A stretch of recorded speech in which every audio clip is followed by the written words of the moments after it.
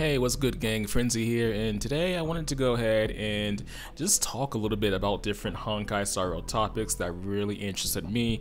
Thought it'd make for a pretty interesting video. In the background, you're gonna have the simulated universe. This is like late at night, 4 or 5 a.m. I'm not even sure. I know there was like 45 minutes left before the simulated reset. Yeah, so we had to go ahead and speed run a run in like, I don't know, a quarter or something like that so we could complete our weekly amount. But anyway, let's go ahead and get into what I wanted to talk about. So first things first, man, one of the big things I really thought about while going through the new tier list that dropped for Honkai Star Rail, I was really curious and interested to see over months' time how Scylla would do. Scylla. I'm always gonna call it Scylla, but like I think it's like around Scylla or something like that. So I don't even know, dude.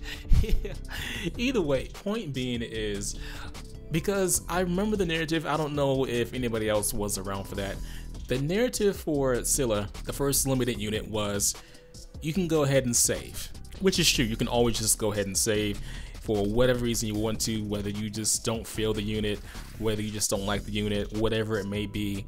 That is always your decision if you wanted to go ahead and skip it. But the narrative around Scylla, I really just did not like at all. Me personally, as somebody who's played a number of turn-based strategy games, a number of gacha games, I've always hated the sentiment of just save for the future.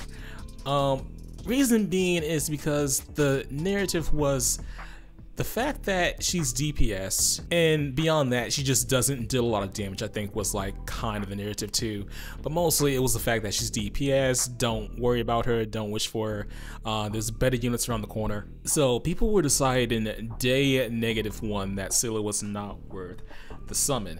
Now my issue with this is a couple of things. One is the fact that me personally, especially with a game like this, early on, yes, which unit you summon for is very important, but eventually, since we are saving for the future, right, eventually there's always gonna be just a number of different units you can use for whatever situation you may find yourself in. So it's like right now we have so very few imaginary characters that I feel like imaginary characters are a bit more valuable than they will be potential in the future once we have a fulfilling roster when it comes to that element. And I feel like this game will eventually have that Genshin Impact moment of where tier lists are irrelevant because you can have 20, 30 different units which are capable of completing a task, and some may be better and some combination may be absolutely insane, but nonetheless you're just at that point fighting to clear even quicker beyond like what you need to complete any challenge. But back to Scylla, man, the Scylla disrespect was absolutely insane. The fact that people were saying that her damage is good unless you get resets. Scylla does great damage whether she resets or not, but at the same time, the fact that she can reset makes her almost an erudition unit at certain points. When she can go ahead and she can kill, reset, kill again, ult, reset, kill again. I mean, at that point you're wiping out most waves unless they have like 4 or 5 units, or you know, of course they have some tankiness about them, but even then she's still a great hunt unit. She still does magnificent damage no matter if she resets or not. And secondly, how long has it been since Honkai Star Rail has been out? And you know, once again, I agree with the tier list that she is still an S+ unit, probably the best DPS. But it's kind of funny that people are saying, well, just save for the future, when we are, I don't know how many months in once again, but we are this amount of time into Honkai Star Rail's life, and she is still a top tier unit. Now, my question is, how many DPS units will need to come out before Scylla's damage becomes irrelevant? Like, how many units will have to power keep before we go, all right, Scylla's like just plain old A tier, not even just A+, I'm sorry, S+ tier. She's simply A tier. That is going to take, in my opinion, a number of DPS units that we haven't even begun to hit yet. Because even Jing, who came out, magnificent unit, man. To me, the best erudition unit. I'm not going to go too hard into him because he's a good unit, but he's not better than Scylla, or I would say above some of the single target hunt units right now. But as air edition goes, he's very powerful. CC does hit him a little bit harder than maybe other units because his passive, his talent is a huge part of his damage. But beyond that though, like, you know, still a fantastic unit. But yeah, how many units will we need to come out and actually be better than Seele before we start saying she's even not worth it to have wished for?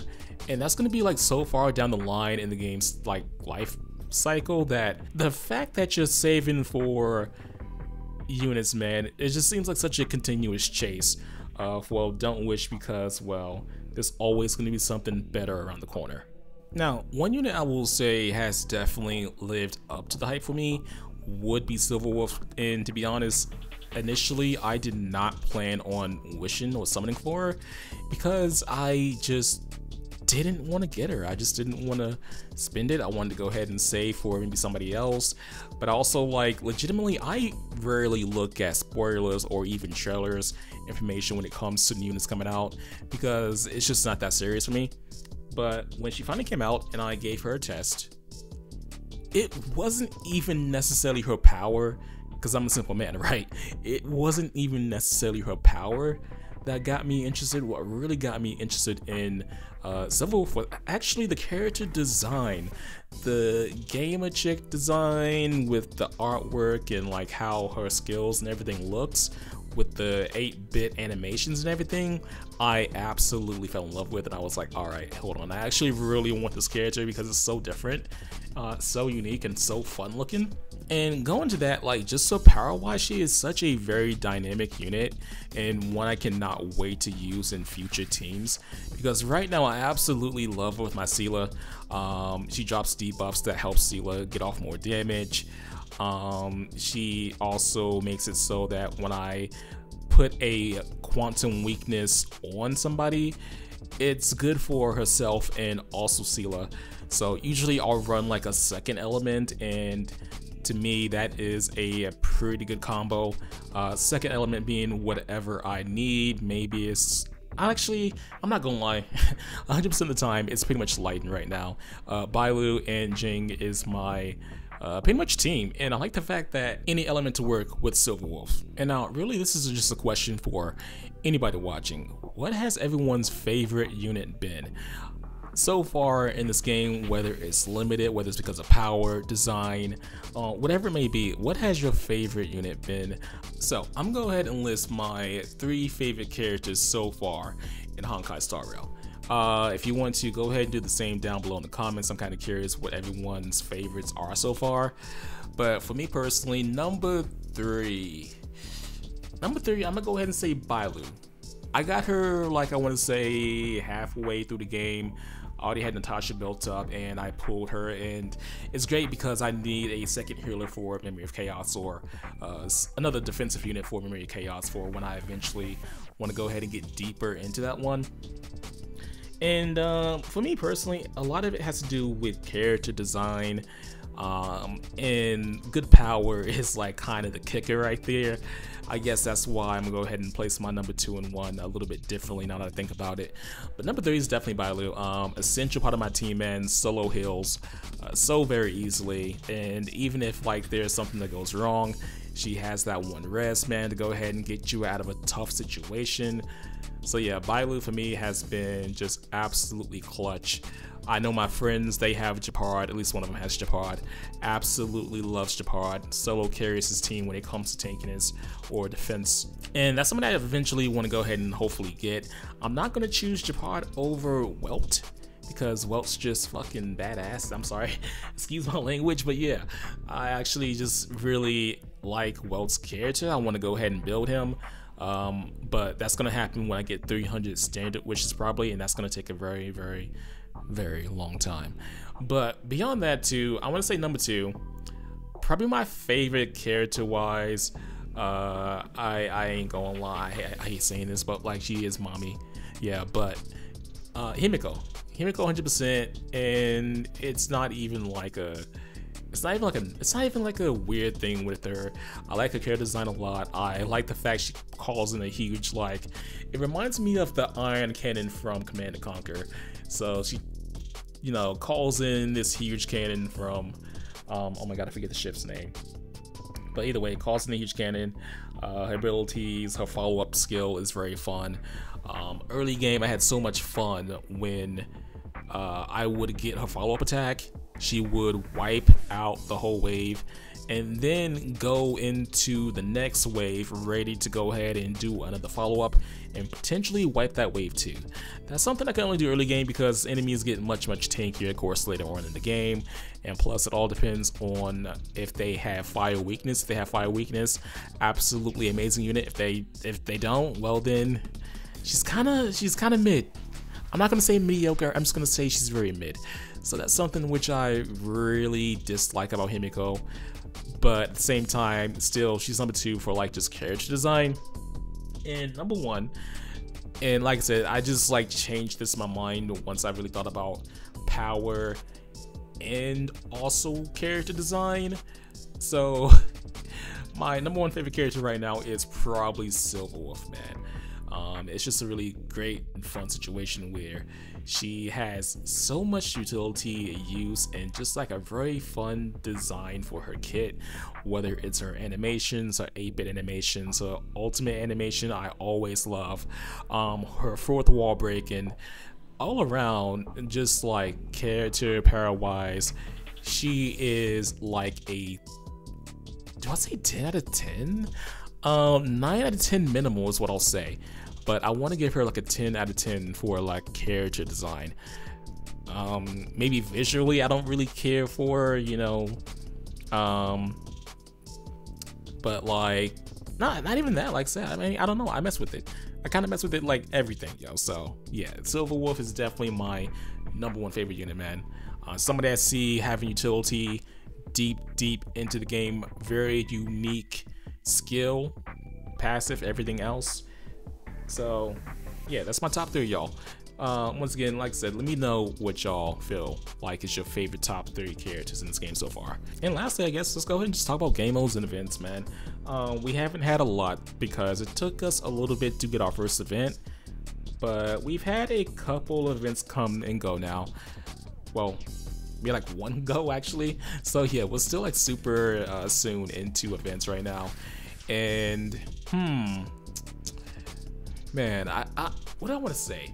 I want to cover like game modes and events.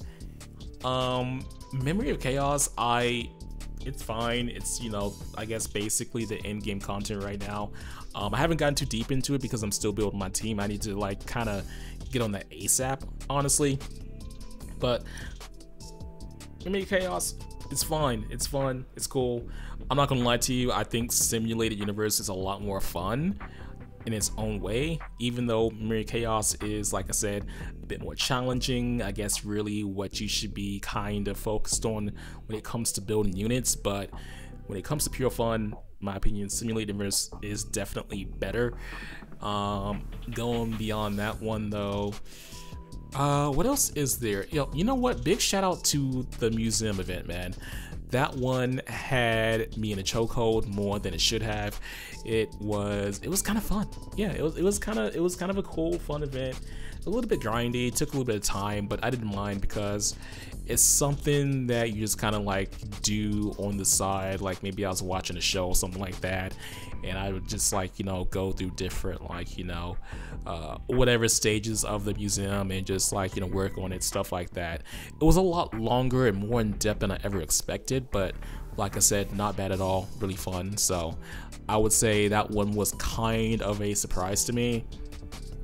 This newest one's kind of okay too. I don't really have much to say about it. It's fine. I don't love it. The last one was, man, it depends on the type of person you are. You either love the events that's super easy, like the last one where you just gave them items and they gave you rewards. I mean, it depends.